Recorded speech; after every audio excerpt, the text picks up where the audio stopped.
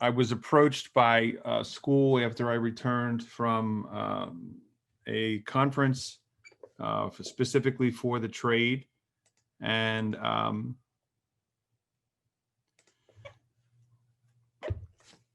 sorry about that. Approached from the school, and because I decided to do a outside of the box thinking for my female students, which that's gonna be basically my story today, is I'm gonna talk about my interaction with female students who are non-traditional and the uniqueness of them, that I just was very fortunate. The ones that were recruited are not just the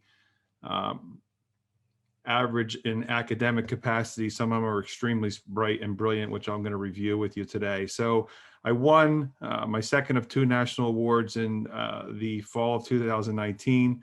I went to the conference for this PHCC. It stands for the Plumbing, Heating, Cooling Contractors of United States. And while I was there, I did a lot of networking. What I'm going to go over just kind of the key points, key indicators that I wanted to confirm and let you all know. So networking is a big deal, right?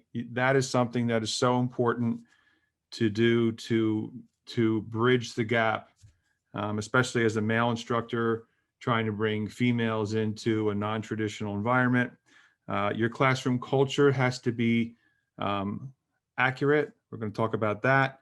You absolutely need to think outside the box with your recruiting, and you cannot be afraid to tax the technology that's available to you to do. And that's kind of one of the things I'm going to go over with you today and just share with you the successes I've had and how I went about doing that. So, building a foundation. So my trade, as well as all the other trades in construction, are screaming for apprentices. To put it in perspective, the national average for plumbing contractors is national age for plumbers is 58 years old. So it should be more like, 38 to 40. That should be the realistic number. So it just tells you that, just listening to that statistic, it proves that, there's not enough people coming into the industry. And I took the position, I'm into my 12th and a half year of teaching, that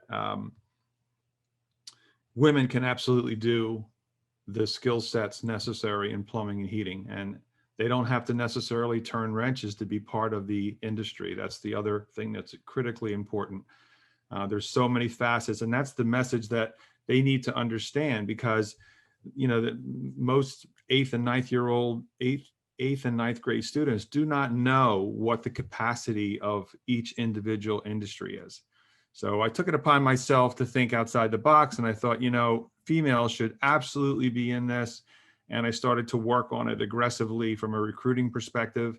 I'm very fortunate that I have an extremely large advisory council. I have 40 plus members, and they are also very supportive of me doing this, and have also reaped the benefits because they've hired some of these female students. So I started to build that foundation and the recruiting processes. One of the things that really escalated this dramatically is the school had came to the CBS morning show. That's Sunday morning show that plays every Sunday right after Hurricane Harvey in 2017, came to our school that following fall. And I was very fortunate to be able to put a student in the room with these other 4 that you see here that were interviewed by the host from the show that was doing the recording and the filming. Her name's Jody Ann Young. This is her as a just senior. And there's Jane Pauley right there as the host. So this kind of really accelerated the program to be able to show this video to incoming students for it, and it kind of validated, yeah, you can do this. And in this conversation right here, she's one of the ones that says, yeah, I have a plan. I'm going to continue my apprenticeship and become a journeyman plumber and a master plumber, and I'm going to go to college and have my business skills and then open my own business. She said that right in this video clip. She also said that she's, never thought to become a plumber. She came into my lab, she says, "Hey, I'm a girly girl," and she shows her fingernails in this video. And then it shows her here running a machine. So she's one of the many success stories I've had with getting some of the females in my program. Building a culture, this is critical, especially when you have a predominantly dominated male lab. Holy mackerel, these guys are just, it's kind of, it's that whole cliche locker room thing.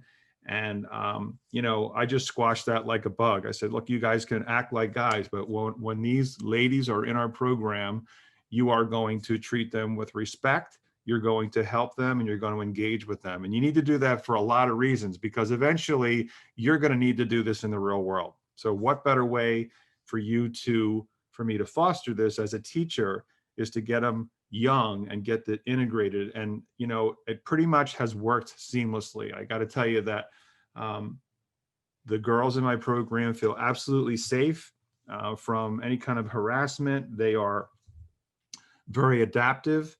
The guys chip in when necessary if something heavy needs to be lifted. And, we have in-depth discussions about lifting things, using the leverage of the specific tools. And a lot of the stuff that I bring into this culture thing is, look, you don't have to be like I was when I joined this trade, be able to bench press 250 pounds and carry, two 200-pound toolboxes. Those days are gone. The equipment has changed. The materials have changed. It's much more acclimated for a student to be able to, a female or even a male student that doesn't have the strength to be adaptable and to be successful. So that's all kind of part of the culture. This is some of the things that have been accomplished. All these girls are in my program, were in my program, or still are in the program. Here's another picture of Jody Ann. She actually came back with her uniform on. She's working for a company now. This was the state trade journal that was published with these pictures there. And this is just another example. These are more than just my students. These are students from all over Northampton, Lehigh Valley that attended an event for Girls in the Trade Day at PPNL. They're a big promoter of things. So just kind of showing you and building the story. This picture on the left here was taken at an open house event. This was the current president, the woman president, which validates this not just for plumbing anymore, of the PHCC, the Pennsylvania Association of Plumbing, Heating, and Cooling Contractors. So one of the big things that will help you this could be probably your number one takeaway, thinking outside the box and networking. The rest is just my story that I'm going to share with you. The networking, every one of yous have opportunities to network with career trade associations, people who write articles for trade press. You have access to all these people. You just have to spend the energy to do that. You have to get involved with them. I'm a member, I'm going to share with you at the very end, I'm a member of a lot of different trade associations, all of which help the industry as a whole, and some specifically target getting females into the industry and helping them and giving them networking capabilities and mentorships and scholarships as well. So networking, and again, just to repeat, getting to trade associations and joining them, find out if your schools will allow you to budget the membership fees to do it, increase the capacity of your local advisory councils. That's critically and creative to help going forward. And certainly the trade press is very, very important to get involved with them. They can help you in more ways than one. And just because it's a national trade journal that's published doesn't mean it's not going to hit home and help you. You're going to get the bragging rights to put that up in your own program. So building opportunities was another thing, is that, building opportunities for these students, these female students specifically, to be able to gravitate just as fast as the male students do in the program, creating, going back to the original speech in the very beginning there with our acting Secretary of Ed, making things equitable. This is an opportunity to do that in your program and have greatness for your students, right? So this is an example when, I have a multi-level program. You can see a female there and see a female here. And there's more in the classroom on that particular day. It's a crazy thing that I do. Once I get all my level ones in my lab, we have team bonding day. So it really generates a great organization with bringing everybody together, and certainly getting the females to help too, because I deliberately pick things that, you have to have some finesse to be able to be good with, not necessarily brawn. So this is a water challenge. This is a poster that these are the 6 girls that are in the program. This young lady in the top left, she graduated in 2020. This poster was generated for our open house event. That was their idea, was their title. And these are all the taglines for social media to use that they created. They created everything. All I did was make a phone call to the person. And this is actually a 7 foot tall by 4 foot wide banner hanging in my lab. So that this isn't just a picture that is in this screen. It's actually very important. And this is, again, creating that culture. This is making them feel like they're part of the group. I guess you could make the argument that it's kind of ostracizing them and putting them on a pedestal. I guess you could make that argument. They don't feel that way. They feel like they're just being made more part of the team. There's also branched into, these are other opportunities, right? So there's a group that does construction camp for girls. All of my students have been members. Unfortunately, this year with COVID, it was slightly different. These were the ones from this year, and they built this house, this shed, pre-made shed that was shipped, and the funds went to Habitat for Humanity. This was the previous year. You can see that they did some concrete work and made their stamp in the world to tell you where they were from.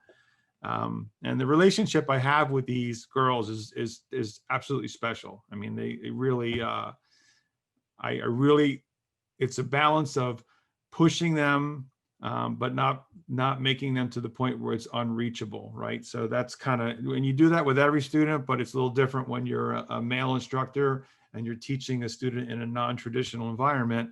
It's a little more challenging for you. So this is only one of the community events. There's plenty of other ones that they've been involved with, as well as the guys in my program. We do a fair amount of that stuff over the school year. So this was my big thing that happened. This is what kind of pushed everything over the edge when I came back from Indianapolis, Indiana. When I won this teaching award from the National Association. When I was there, I did a lot of networking, and I specifically targeted women who owned plumbing businesses. So I walked away with a handful of names and shook some hands and said, would you mind doing this with my girls? And what is this? Well, I want to do a Zoom meeting with you, and I want to be out of the room. I want to just have a one female teacher in there, because I want my girls to be able to have the autonomy to ask questions that they wouldn't normally ask because they wouldn't feel comfortable. So it took a lot of legwork on my part and overseeing the IT part. And, I'm probably a little bit above average when it comes to using computers and IT. And I worked with them, and we did some test runs in this particular room that they're in. But I know they were so excited when they came back. So they spoke to 2 women business owners, one who became a business owner because her father owned the business, and she did not have her master plumber's license. She was actually the business participant in the business, and her brother had the master's license. So she went to college right out of high school, went for accounting, and came back and was going to go, on her own, and dad solicited her. And so she became the owner, the primary owner, and her brother was the vice president of the company. So her name was Stacy, and the business was in Maryland. And then the other person was actually from Indiana, and she had a little different spin in that she did have her master's license and did work in the trades, also taught some of the post-secondary for the state of Indiana for their state program. And she also went to college, and she also was pregnant during her journeyman's the stretch of journeyman's into her master's license, which, you know, we have across the country, we have very strict apprenticeship on-job training hours to meet the requirements to take the test. So I know that my girls asked those questions that they probably could not have asked me. And this is the biggest thing that came to the table for them to open their eyes to, you know, what's involved in running a business, and giving them role models to prove that they can do this. This is not something that you have to have special talent for. This is just something you have to have some drive for, and realize that the roads kind of probably be a little bumpier for you as a female, but you can do it. You can own a business, and you can have the same benefits as your male counterparts. I also, shifting gears just a tiny bit back to the recruiting comment, I make it very, very clear to any female who wants to come into my program, I explain what the glass ceiling is, and I confirm that there's no glass ceiling in pretty much any of the construction trades, but there's definitely not in any of the pipe trades. And, you know, you will be paid the same amount as your male counterpart, no questions asked, right? And there's no question that there's no difference in pay like there are in some of the other areas that these girls could end up working in, right? So I make that very, very clear. And that was made clear during this, when I was in the very beginning of this, getting all these ladies set up to be able to do this and getting this all connected so that all their computers worked. That was one of the things I hit home with, as I said, you know, now just to validate this, these ladies are going to share their income with you when I leave, and you're going to see that that's the same incomes I've always talked to you about the business owners of plumbing businesses can obtain.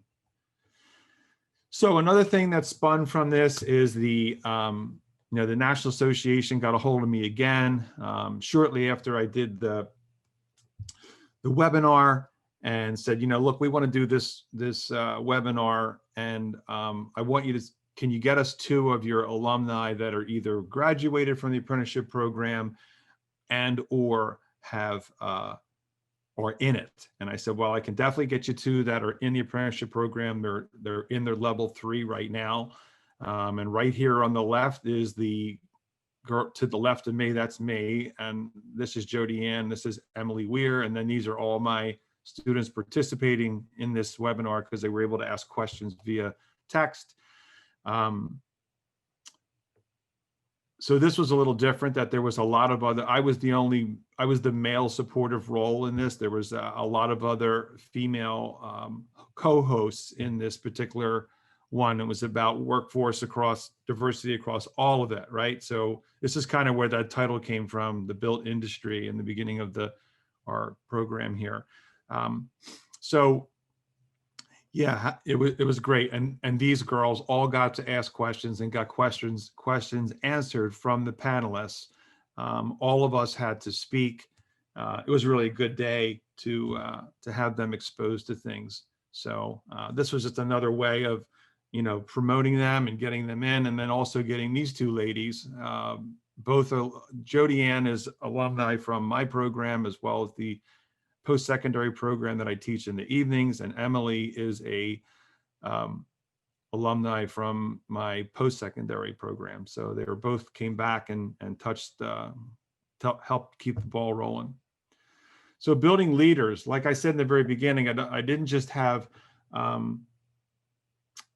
females in my program. I had some that really were some top-notch students, you know, academically extreme, just brilliant people. I'm so proud to be involved with them and part of their educational process. So you've seen this gal in most of the other pictures. Her name is Paige Knowles.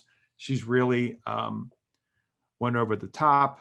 This is her with her skills award. She placed first at districts in plumbing, by the way, and silver at the states. And that was in the 2018-2019 school year. She had placed first again in the fall of 2009, I'm sorry, the winter of 2020 at the districts, but because of COVID, she never made it. And I'm going to tell you right now, there's no doubt in my mind if this student would have had the opportunity to compete at the state level, she would have won there. And I'll bet she would have been in the top 3 nationally. She just extremely driven person. This is another picture of her along with the gentleman, Mike Gillette. He's one of my OAC members. This is his induction into as a honorary member to the National Technical Honor Society. So I have other students. I have male students that are also in National Technical Honor Society as well. And I've just nominated, I think, 7 from last school year to be in, and some of those 7 are females. Mike, after he won this honorary membership thing, he came out, his daughter, who actually runs the Girls in Construction Camp, wanted to, she reached out to me and said, I want to do something for my dad, about this, he won this honorary member as an NTHS, what can we do? And I said, well, let's talk about it. So we came up with this criterion, and you can see the first one is they have to be female in gender. They have to be part of the National Technical Honor Society. So this student, Paige Knowles, she actually won that award in the 2020 graduation that we had. Jody Ann over here, she didn't spare any mercy either with accelerating.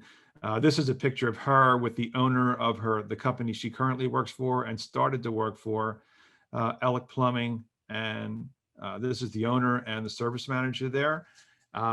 When Jody Ann was in 11th grade, my program is booming with co-op. I flood the adult ed office with applications for students to be out. I also have 100% placement into the industry for all eligible seniors, and I track all my alumni. As I said earlier, I teach post-secondary. I'm in the 87th percentile of post-graduation, staying in the industry, going through their apprenticeship, getting their journeymans, getting their masters. So this is all part of it. And I'm going to tell you that it's not just because I want to be a good teacher, it's because I work really hard at this. This is one of the things that you have to do if you want to make these things happen in your programs, in your classrooms. You have to really work. You have to work harder than the normal expectations for it to happen. Anyhow, back to Jody Ann. She was the gal I said about in the beginning that was on the Sunday Morning Today show. She was also Skills USA president. And became truly a leader. I watched this little sophomore come into my class that was shy and quote, using her words, this girly girl transform into this amazing young woman that just really took hold of everything and took some instruction from me and went through me pushing her to, you can do this, and taking the confidence I was trying to instill in her, she was taking it and making it work. There she is in a picture of Skills USA. She competed in the Teamworks. That's at districts. And there's Paige. This was last year. This was a uniform she wore to compete in plumbing. So, this is just a thing that I want to make sure I give a shout out here to Stacy Coons, who helped. She pretty much did this whole PowerPoint for me. So thank you very much, Stacy. I'm grateful to have you as a colleague. And she's an awesome technology coach, by the way. This is just an analogy. This is Jody Ann here, post-graduation, third-year apprentice. And here she is in high school practicing for Teamworks, running a drill that she was, by the way, very petrified of. The first time I handed it to her, she said, I'm not going to touch that thing. And I said, oh, you're going to do more than touch it. You're going to run it. And, here she is up on a ladder, which is one of the more difficult situations to run that specific power tool. And there she is running it. There's a picture of her seeing herself on the screen over here. So it just goes to show you that if you plant the seeds correctly, sometimes they grow into things you never could possibly think they're going to grow into.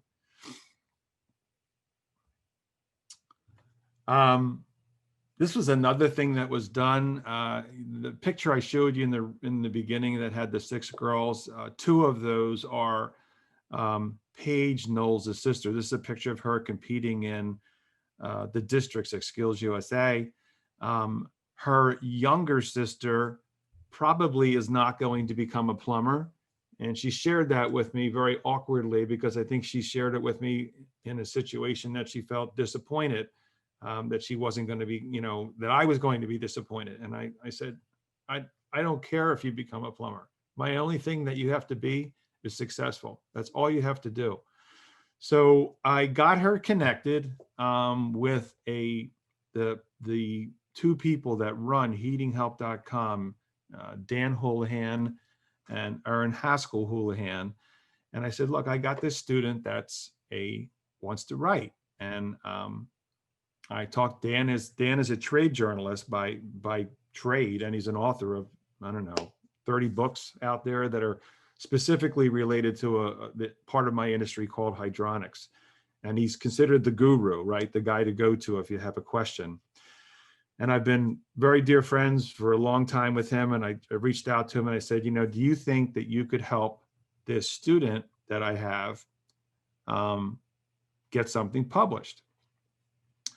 And he said, yeah, let's get her connected. So I did. I got this, the younger sister of Paige Knowles, Michaela Knowles, connected with Dan Houlihan and Erin Haskell Houlihan, who is technically the president now of Heating Help. And they went back and forth, just like you would foster English writing, going back and forth, rough draft, finished draft, edit, this, that. And long and behold, this thing gets published in a national forum. So, these are the things that bring home the bacon. And she wrote, ironically, about her sister's experience and how she got involved in choosing a trade and how she honed down the trade to choose plumbing. So the article's pretty cool. It really got a lot of national recognition, and again, when the other girls in the program see this happen, the word gets out, and then those other girls feel more confident. So this kind of creates this machine, if you will, to help get females into the program and into the trade. So some of the things I spoke about earlier, this is Jody Ann working on a job when they did this Sunday morning thing. They actually went back, reached out to her and got a hold of her and spent a day with her with a film crew on a job site. And this is her actually working on a real job site, putting in a water heater. But some of the things I did that also helped promote it, if any of you are listening to this and you're looking for opportunities, the gal who runs this right here is, her name is Judaline Cassidy. She is all of about 4'9" in height. She is in New York. She has her master's license in New York as a plumber and she went through the union to join it. So when she went to sign up for the union, and I'm about 90% sure she's a single mom, to put more icing and more on the cake of how hard she had to work. When she went to the union hall to sign up to become a union plumber, she was told, go home and wash the dishes and fold the towels. So this is going back, probably 10 years ago, 5 years ago, but just the point is that, the stereotype is just, my goal in education is to literally crush the stereotype. It drives me out of my mind. I get so upset because my passion is here, and somebody talking like that to anybody, much less a female, is just ridiculous. Anyhow, make a long story short, she fought through it.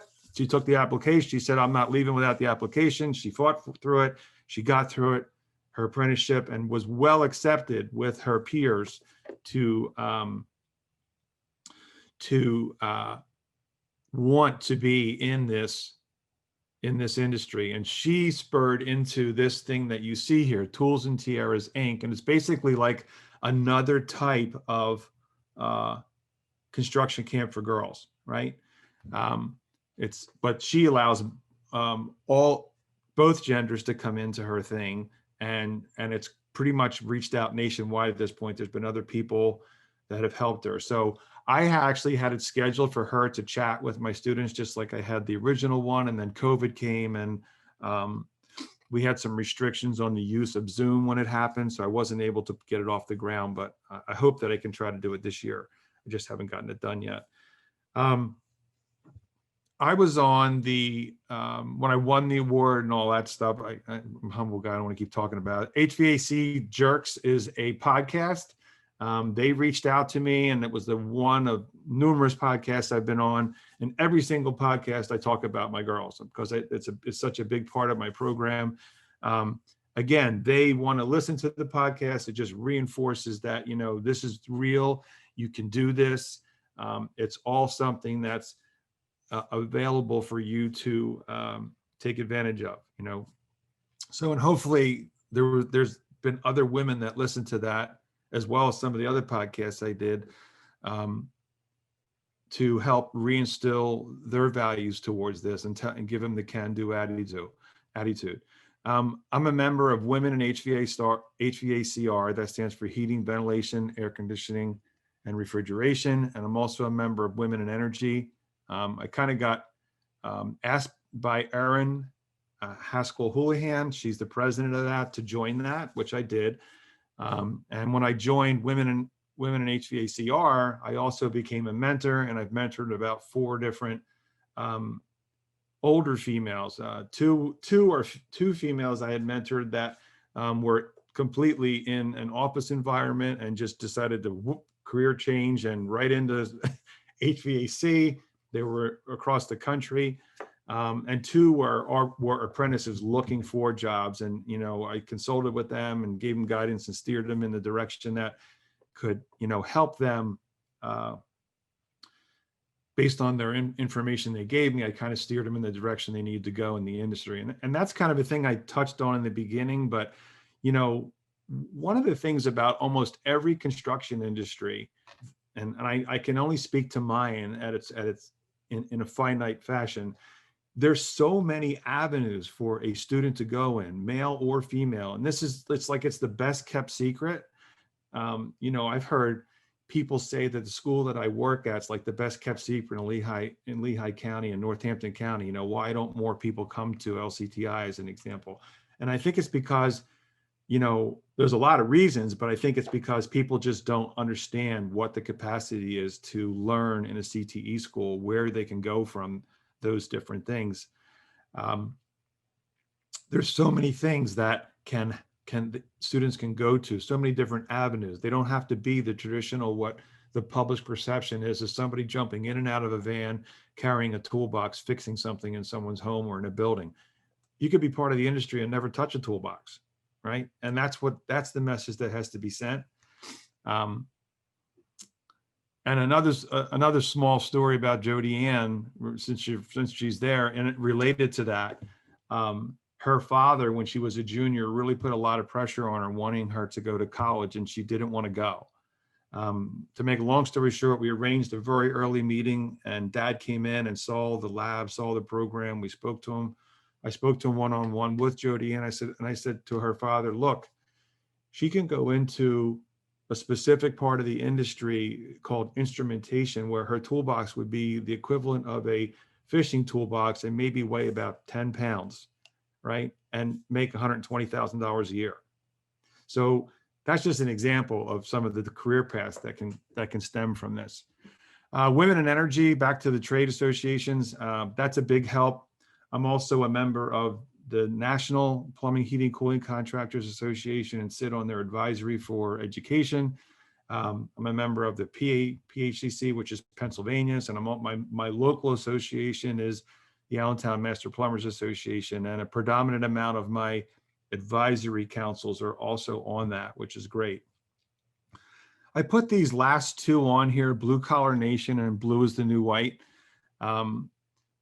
Really great people. And I wanted to just accent that post-graduation, I was on both of these shows twice, both as an individual and just as an educator. And then, I don't know, 6 months later, I was on them again with Paige Knowles to speak about what's her post-graduation plans. And this is kind of a little bit of a funny story with her, is that she's not actually going to go and turn wrenches right now. She wants to work on working on a recruiting effort. During COVID, she had a lot of time to do reflection since she wasn't working. She took some public speaking courses online in addition to all the regular academic work she was doing during the spring semester of 2020. She took some college courses and she made this decision that she's going to go at this full blast, and she wants to be getting people involved in blue collar trades, right? So just telling them about them, letting them know there's an option when you're in 8th grade. You don't have to necessarily take the college career path that a lot of people think that's the only option to go to.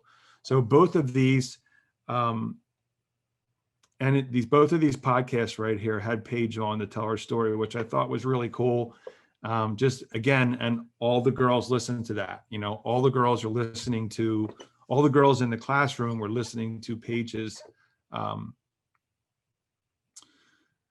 story on those podcasts. So that was another thing that was good. And obviously she now is she's taken the forefront on the Let's Build construction camp. She's actually kind of taken a quasi administrative role in the marketing and the promotion of it. So I would expect it's going to be quite, hopefully whatever normal's going to be, normal's going to happen this coming summer, and it's going to be quite well attended if Paige is involved in the organization part. I think I'm coming down the home stretch here and can field as many questions as we want, because we got like 20 minutes here, but so we don't have any questions yet. This is Alice and I'm your co-host, but okay. I'm a school counselor in a retired, but I worked in a district that was predominantly college-bound students.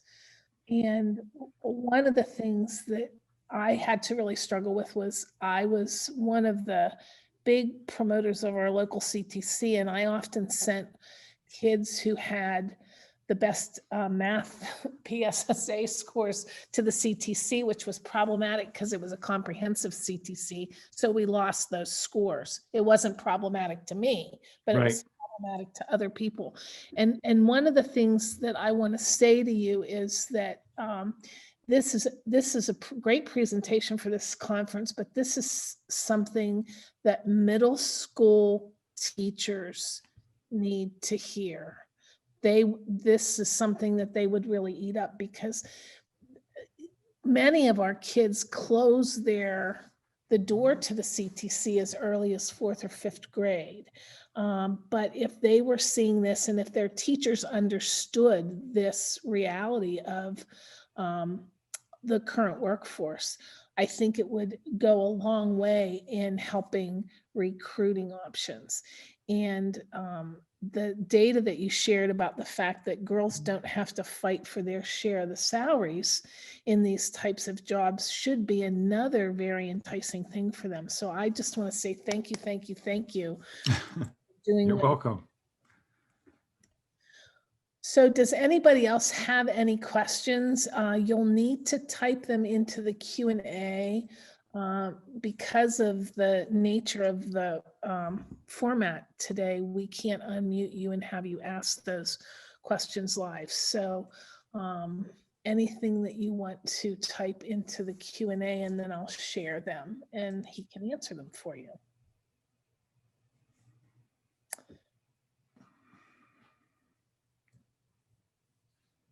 This is just like my classroom. I know, everybody. Quiet.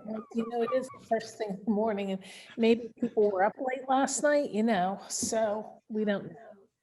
The women in the apprenticeship program, how you also teach adults and what you do with women there.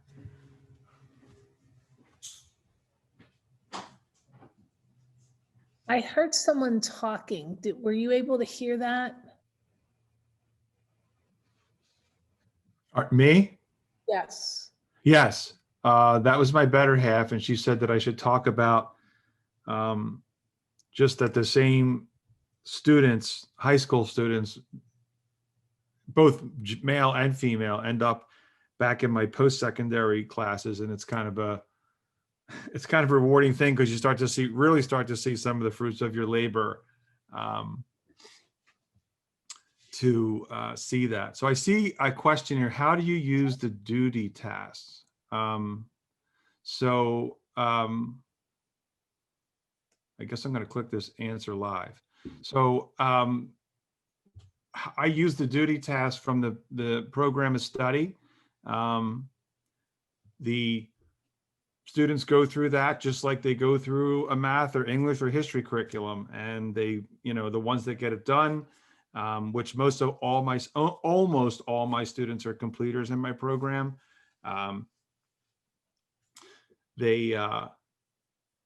They get all kinds of other connections between the SOAR program, which I think they're talking about that right now with college credits and whatnot. So I don't know if that answers your question or not. How did you get CBS to come to your school? I don't know how to answer that question because I really didn't have any connection to that. My boss's boss, Kurt Adams, came to my lab, I guess, once he got contacted. And I think they were trying to build a show around the troublesome with,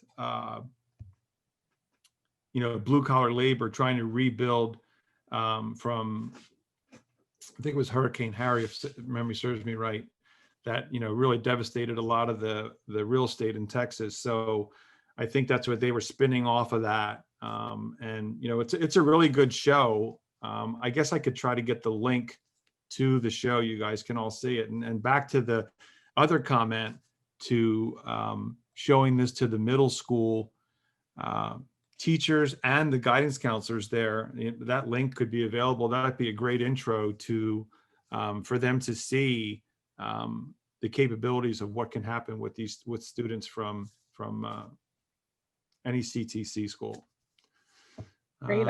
Great information. I plan to share. Well, good. Yeah. Who's your instructor? Tell them to contact me. I'll reach out. We can network and talk, whoever it is that at the very last slide here. I think there's connection ways. The best way, you can certainly email me at school, but this QR code takes you right to my LinkedIn account. I have a big presence in LinkedIn, and I pretty much respond to anybody that contacts me there. So you can certainly take that information there and give that to your instructor, and I'll be happy to share whatever I can do to help them make their program successful too. We have a question that ended up in the chat instead of the Q&A, and it says, you mentioned your better half. Do you involve her when you are interacting with your female students? That's a great question. I do run things by her. She's also in career and technical education. She teaches at another school at Middle Bucks Institute of Technology. So I do run things by her, and have always run things by her if I think it's, this is what I want to say, but I'm not sure exactly how to say this to a female. And that all my students, you probably didn't see it on the first slide, but all my students call me coach, right? And it's kind of a thing that just happened in the very beginning of my time.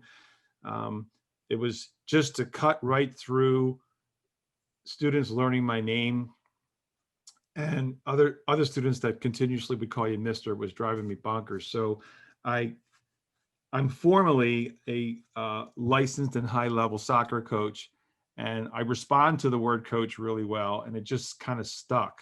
So that's kind of where that story came from. And I remember in my coaching career, when I transferred from coaching boys and young men to young girls and young ladies, my colleagues had said, Midget, you're nuts. You're going to make those little girls cry. And I thought, man, I hope I don't make them cry, because I'm pretty big guy, and I have very high standards and can be very demanding. And that can come off as being a very direct communicator. Knock on wood, I never made any of them cry, but I think I can relate that helped me, in my teaching career, to have that experience with young, both young males and female students.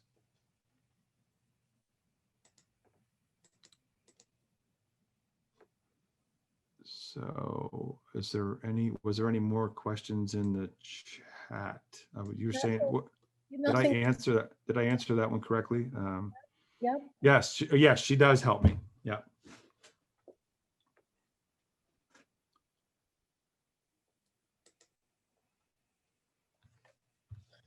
I was curious about, and you may have said this and I missed it, but I know in our local CTC, there were very few females in the non-traditional programs. Has your recruitment and your success carried over to any of the other programs like building and trades, construction, et cetera? I don't know if I could answer that question from a statistical perspective. I can tell you that, carpentry is right across the hall from me, and that is a 2-teacher lab. Mine is a single teacher lab. Just from prior to anything with COVID, you were standing in the hall, you would see a lot of students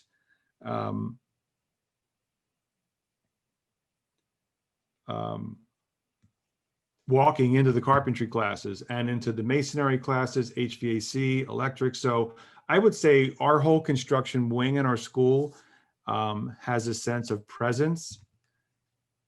And I can't say anything that I did help generate or spill over, if you will, into those other classes.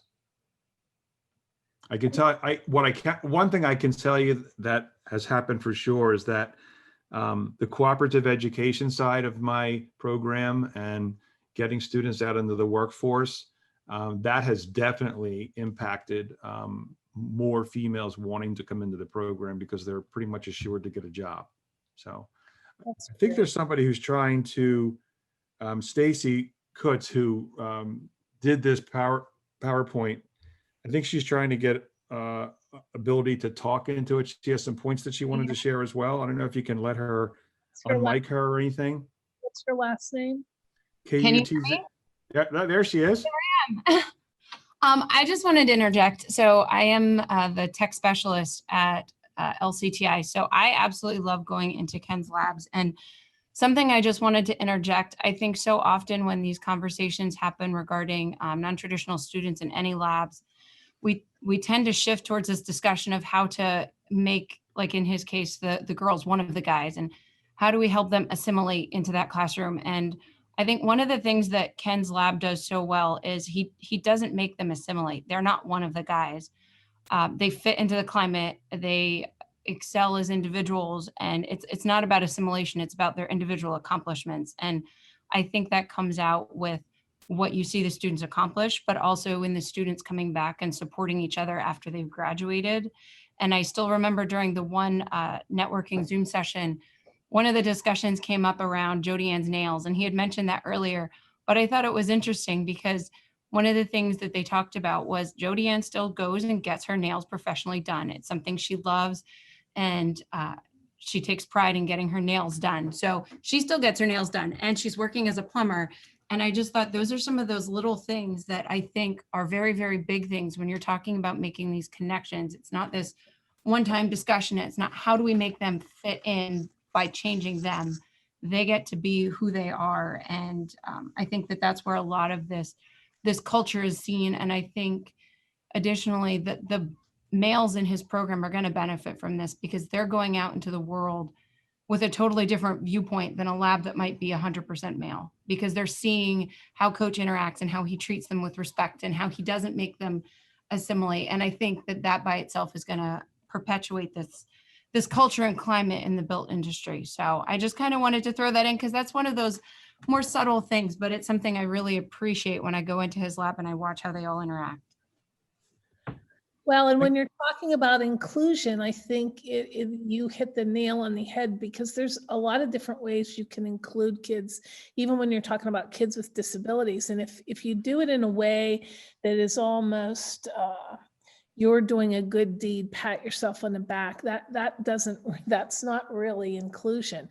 You have to set the stage for them to feel and actually be a viable part of that setting. And it sounds like that's what Ken does for these girls.